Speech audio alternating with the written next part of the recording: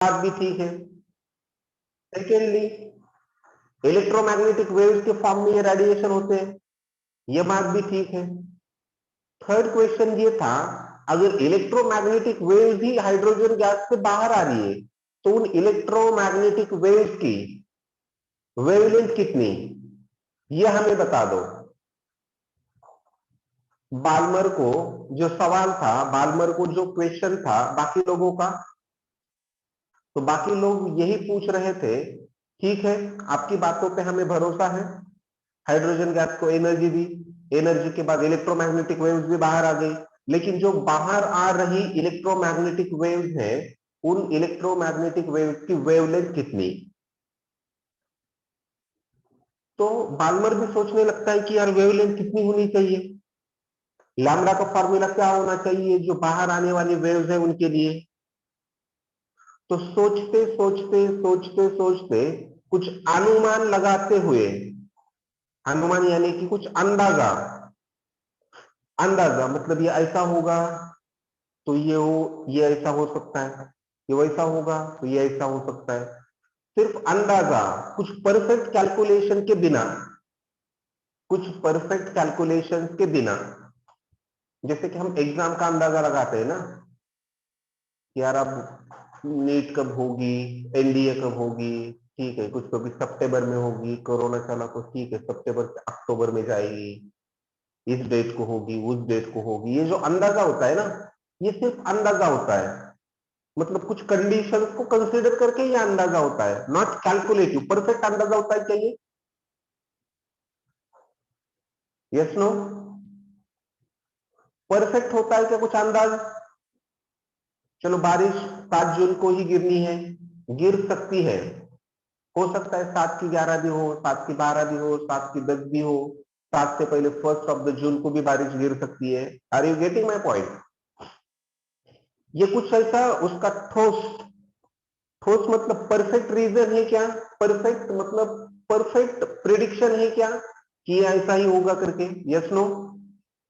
तो बाल्मर के सामने भी यही सवाल था कि यार वेवलेंथ कितनी होनी चाहिए, तो उसने उस एक्सपेरिमेंट का कुछ अंदाजा लगा के, एक्सपेरिमेंट की कुछ कंडीशंस देख के उसने कहा था चलो ठीक है, बाहर आने वाले वेव्स की, बाहर आने वाली इन वेव्स की जो वेवलेंथ होगी, जो वेवलेंथ होगी, वो वेवलेंथ कितनी होगी, तो वो वेवलेंथ होगी lambda.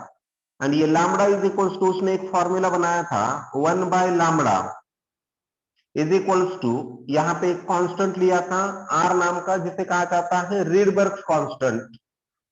1/लैम्बडा is equals to R in bracket 1/2² minus 1/n²।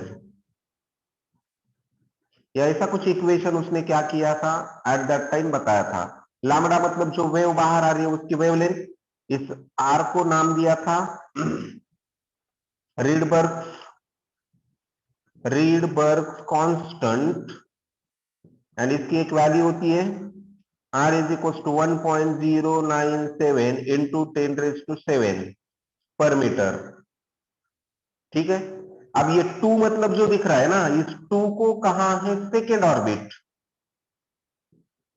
And ये जो n दिख रहा है ना, तो सेकेंड ऑर्बिट के बाद के ऑर्बिट, मतलब ये any nth orbit after n is equals to 2, मतलब n इज इक्वल्स टू ये सेकेंड ऑर्बिट।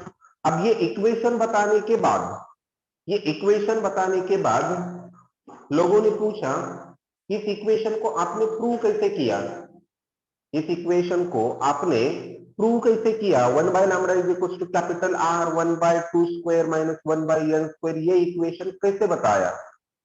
तो नेल सॉरी बाल्मर का कहना था इस इक्वेशन के बारे में, इसके प्रूफ के बारे में मुझे भी किसी चीजों का, किसी मतलब कैलकुलेशन का अंदाजा नहीं है, मैंने सिर्फ ऐसे ही कुछ अंदाज, कुछ गेस निकाल के ये इक्वेशन बता दिया। इसका कुछ ऐसा फर्म, इसका ऐसा कुछ फर्म क्या नहीं है, रीजन नहीं है, इसका ऐसा कुछ फर्म कैलकुलेशन नहीं है, इसका ऐसा कुछ फर्म डेरिवेशन भी मेरे पास नहीं है, मैंने तो ऐसे ही बता दिया। आपको मानना है तो मान लो, नहीं मानना है तो छोड़ दो। मतलब हाइड्रोजन स्पेक्ट्रम की निर्मित होती है। हाइड्रोजन गैस इलेक्ट्रोमैग्नेटिक वेव्स को बाहर भी निकालता है, ये बताया था बाल्मर ने। लेकिन हाइड्रोजन गैस ऐसा क्यों करता है, इन चीजों के बारे में बाल्मर ने कुछ भी एक्सप्लेन नहीं किया था। मतलब ये जो फॉर्मूला बाल्मर ने बताया था, ये फॉर्मूला बाल्मर ने बताया था विदाउट एनी प्रूफ। मतलब अल्टीमेटली कंक्लूजन ये है, Balmer could not explain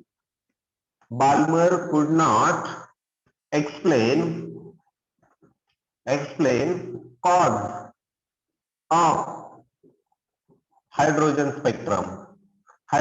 spectrum का कॉज बाल्मर ने क्या नहीं किया था, एक्सप्लेन नहीं किया था। हाँ बताया था ऐसा हो सकता है, लेकिन क्यों हो रहा है ये नहीं बताया था। Are you getting my point? Balmer की थ्योरी समझ में आ रही है आपके? Yes no? Yes no? Yes sir. मतलब बाल्मर ने इसका कॉज नहीं बताया था। ये ठीक वैसे है जैसे सपोज एक ए नाम का स्टूडेंट एनडीए में ऑल इंडिया रैंक फर्स्ट लेके आता है, और बहुत सारे लोग या फिर कोई एक पर्टिकुलर इंसान कहता है, यार ऐसे ऐसे स्टूडेंट ने एनडीए में तो कमाल कर दी, एनडीए में तो इतने मार्क्स ले लिए, ऑल इंडिया रैंक उसकी फर्स्ट आ गई। किसी ने उससे पूछा उसने ये क्यों किया, तो बताता है कि जस्ट मुझे कुछ पता नहीं है।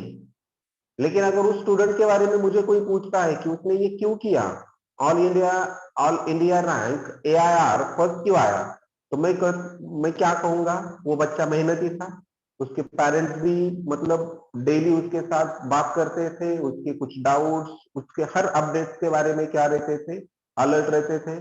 बच्चा भी हर एक डाउट क्लियर करता था, रेगुलर क्लास करता था, और डेली 10-15 घंटों तक स्टडी करता था, और उसका सपना ही था। तो ये कॉज हो गया उसके सक्सेस का। तो इस हाइड्रोजन स्पेक्ट्रम क्यों कहा, या फिर क्यों ये इस तरह का बिहेवियर कर रहा है, इसके बारे में बाल्मर ने कुछ भी नहीं बताया था। ये होता है ऐसा बताया था, ठीक है। तो इसे एक्सप्लेन करने का काम किया था नेल्स बोहर नाम के साइंटिस्ट ने। मतलब नेल्स बोहर ने बहुत अच्छे से समझाया था कि ये हाइड्रोजन स्पेक्ट्रम की घटना, ये हाइड्रोजन गैस क्यों इलेक्ट्रोमैग्नेटिक वेव्स को रेडिएशन के फॉर्म में बाहर फेंकता है। तो ये कॉज एक्सप्लेन करने का काम किया था किसने? नेल्स बोहर नाम के साइंटिस्ट ने। तो उनकी भी कहानी हम देखेंगे, लेकिन इतना सबसे पहले लिखेंगे, write down this one, write down.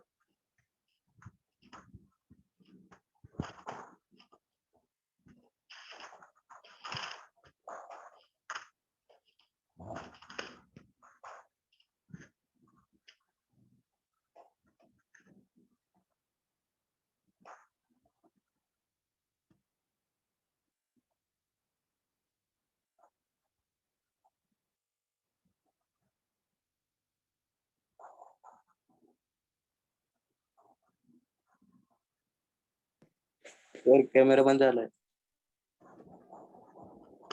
Wait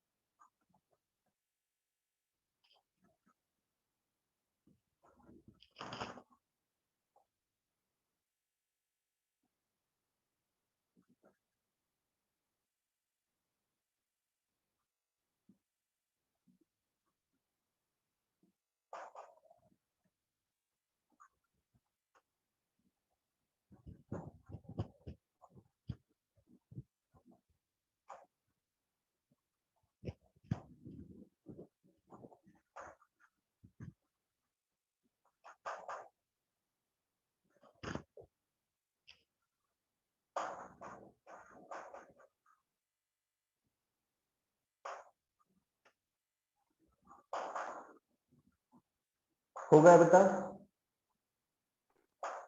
Yes, sir.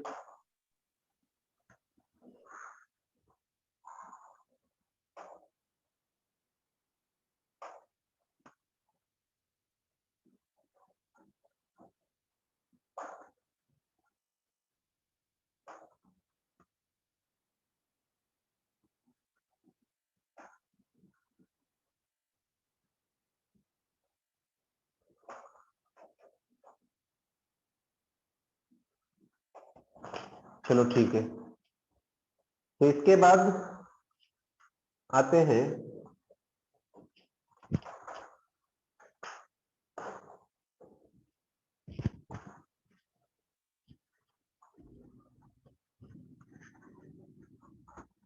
Hydrogen spectrum के कॉज के बारे में डिस्कस करने के लिए।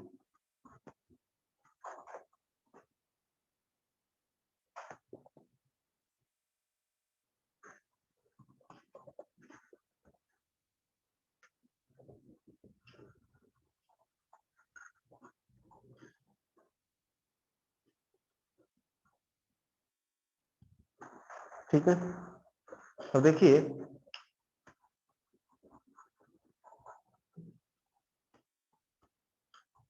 उसके बाद नेल्स बोहर ये साइंटिस्ट आते हैं। ठीक है, क्या बताने के लिए? हाइड्रोजन स्पेक्ट्रम का क्या बताने के लिए बेटा? हाइड्रोजन स्पेक्ट्रम का क्या बताने के लिए? कॉज। मतलब नेल्स बोहर ने क्या किया था? तो नेल्स बोहर ने एक्सप्लेन किया था cause of hydrogen spectrum, cause of hydrogen spectrum. Hydrogen spectrum का कॉज क्या किया था? नेल्स बोहर ने एक्सप्लेन किया था। ठीक है, समझ में आ रहा है? Yes no? Yes, sir. हाँ, तो उसके लिए उन्होंने क्या किया था? देखिए, एक हाइड्रोजन एटम कंसीडर किया था कुछ ऐसे, यहां पे न्यूक्लियस था प्लस जेड ई इतना चार्ज लेके, और यहां पे एक इलेक्ट्रॉन था। ठीक है, ये इलेक्ट्रॉन, सपोज ये ये इलेक्ट्रॉन इस ऑर्बिट में प्रेजेंट है, पी नाम के ऑर्बिट में, या फिर ठीक है ये यहां पे प्रेजेंट है ये इलेक्ट्रॉन, ठीक है थोड़ा साइड में लिख दिया। ये जिस ऑर्बिट में प्रेजेंट है वो ऑर्बिट हम कंसीडर करेंगे पीथ ऑर्बिट, पी नंबर का ऑर्बिट, ठीक है। अब इस ऑर्बिट की टोटल एनर्जी हम कंसीडर करेंगे ईपी इतनी है, टोटल एनर्जी कितनी है ईपी, ठीक है। Are you getting? और उसके बाजू में दूसरा एक ऑर्बिट है, ये ऑर्बिट सेकेंड ऑर्बिट, सेकेंड, इस ऑर्बिट को हम कहेंगे nth ऑर्बिट। इस ऑर्बिट को कौन सा ऑर्बिट कहेंगे? इस ऑर्बिट को कौन सा ऑर्बिट कहेंगे? nth ऑर्बिट, n नंबर का ऑर्बिट।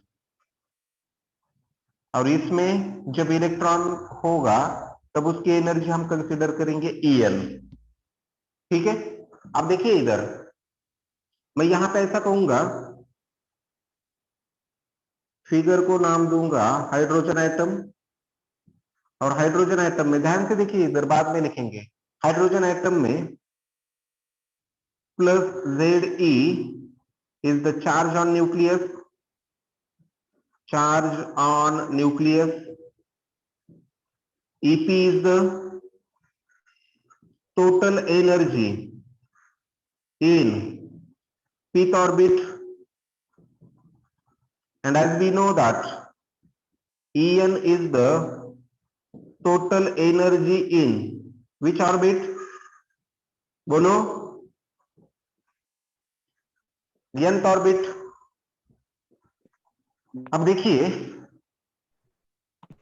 इस पीथ ऑर्बिट को, इस पीथ ऑर्बिट को हम कहेंगे ग्राउंड स्टेट। कौन सी स्टेट बेटा?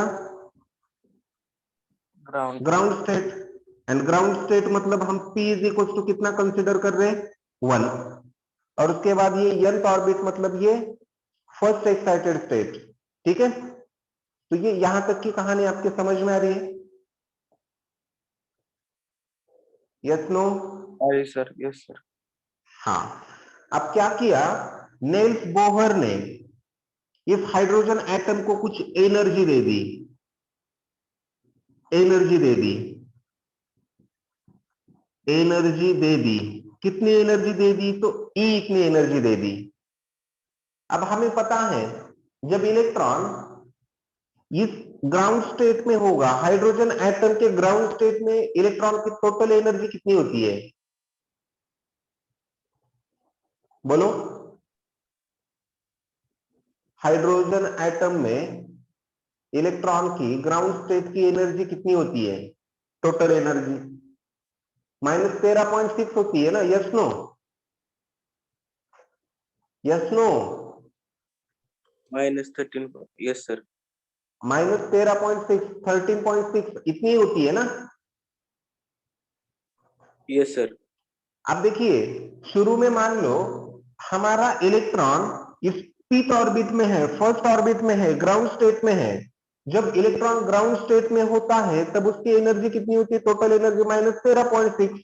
मतलब यहां पे मैं ऐसा लिखूंगा, the total energy, the total energy of electron in ground state, in ground state is -13.6 electron volt. इतनी होती है ना टोटल एनर्जी। अब देखिए यहां पे पीथ ऑर्बिट में जब इलेक्ट्रॉन है तब उसकी टोटल एनर्जी है कितनी? -13.6 इलेक्ट्रॉन वोल्ट। अब एनर्जी हम कितनी दे रहे हैं? कैपिटल E इतनी। तो नेल्स बोहर का ऑब्जर्वेशन ऐसा था, अगर हाइड्रोजन एटम को दी जाने वाली एनर्जी, हाइड्रोजन एटम को दी जाने वाली एनर्जी अगर 13.6 माइनस नहीं कह रहा मैं, हाइड्रोजन एटम को दी जाने वाली एनर्जी अगर 13.6 प्लस 13.6 या फिर प्लस 13.6 से ज्यादा होगी तो फर्स्ट ऑर्बिट में का इलेक्ट्रॉन वो ऑर्बिट छोड़ के परमानेंटली इंफिनिटी पे जाएगा। परमानेंटली कहां पे जाएगा? इंफिनिटी पे। Are you getting my point? Are you getting my point? Yes sir. Suppose मान लो मेरी बॉडी मतलब एक इलेक्ट्रॉन है, हाइड्रोजन एटम का एक इलेक्ट्रॉन, मैं एक फर्स्ट ऑर्बिट में हूं, इस ऑर्बिट में हूं और मुझे कोई तो भी एनर्जी दे रहा है। हालांकि मेरी एनर्जी इस ऑर्बिट में कितनी है? -13.6 मेरी एनर्जी, -13.6। तो नेल्स बोहर का कहना था अगर मुझे दी जाने वाली एनर्जी प्लस 13.6 होगी, प्लस 13.6 या फिर 13.6 से ज्यादा, तो मैं ये ऑर्बिट छोड़ के परमानेंटली ऐसी जगह पे जाऊंगा जिस जगह से मैं फिर से क्या नहीं करूंगा, वापिस नहीं आऊंगा। Are you getting my point? Are you getting my point? तो मुझे अगर मेरे टोटल एनर्जी के इक्वल या फिर मेरे टोटल एनर्जी से ज्यादा एनर्जी मिलती है तो मैं मेरी प्रेजेंट जगह छोड़ के इंफिनिटी पे चला जाता हूं और इस प्रोसेस को कहा जाता है ionization of electron. Ionization of क्या बेटा? Electron. Are you getting my point? मतलब यहां पे मैं वो स्टेटमेंट लिखूंगा जो मैंने आपको बता दिया, तो यहां पे स्टेटमेंट सेकेंड याद रखिए। When energy supplied to the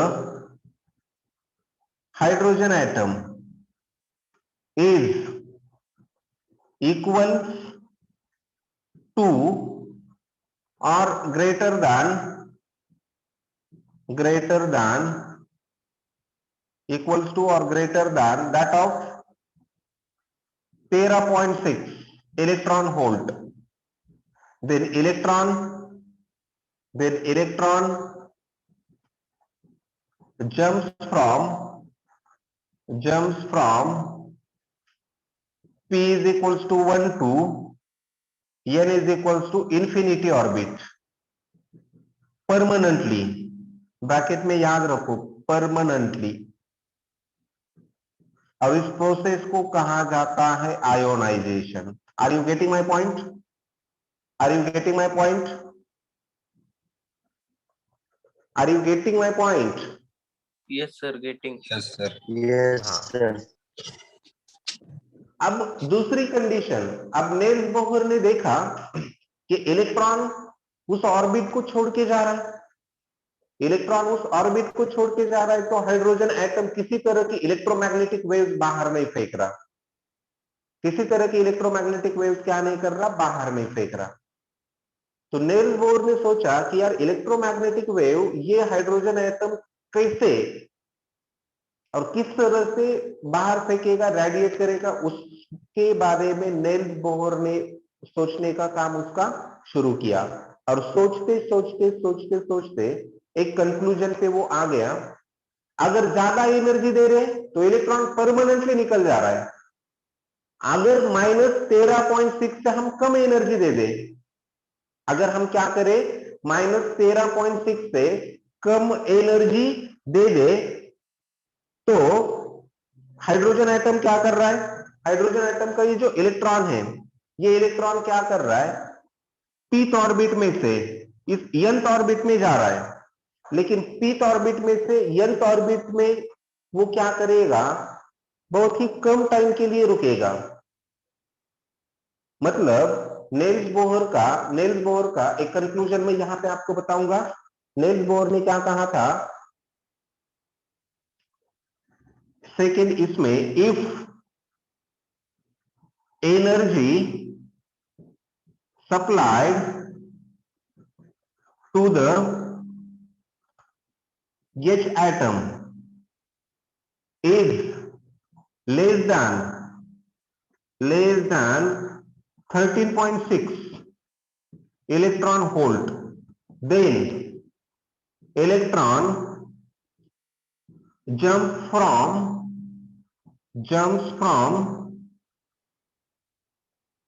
p is equals to 1 to l is equals to second orbit. अब इसमें सेकेंड केस में उसने क्या किया, तो सेकेंड केस में इलेक्ट्रॉन ने जंप की। फर्स्ट केस में भी इलेक्ट्रॉन की जंपिंग हो रही थी, फर्स्ट केस में भी इलेक्ट्रॉन की क्या हो रही थी बेटा, जंपिंग हो रही थी। लेकिन फर्स्ट केस में जंपिंग ऐसी हो रही थी जो जंपिंग इलेक्ट्रॉन को बाद में वापस लेके ना आ सकी। लेकिन सेकेंड इसमें इलेक्ट्रॉन फिर से p इज इक्वल्स टू 1 से निकल रहा है और n इज इक्वल्स टू कहां पे जा रहा है, 2 पे जा रहा है।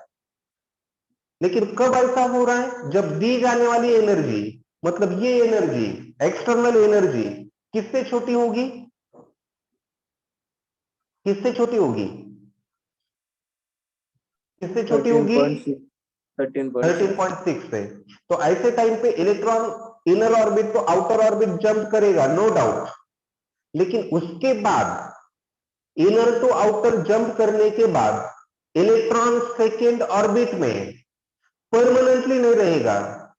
तो नेल्स बोर का कहना था अगर दी जाने वाली एनर्जी 13.6 से छोटी होती है तो electron no doubt first to second orbit जाएगा, लेकिन सेकेंड ऑर्बिट में इलेक्ट्रॉन बहुत ही कम टाइम के लिए रुकेगा, बहुत ही कम टाइम के लिए, मतलब नियर अबाउट 10⁻⁸ सेकेंड।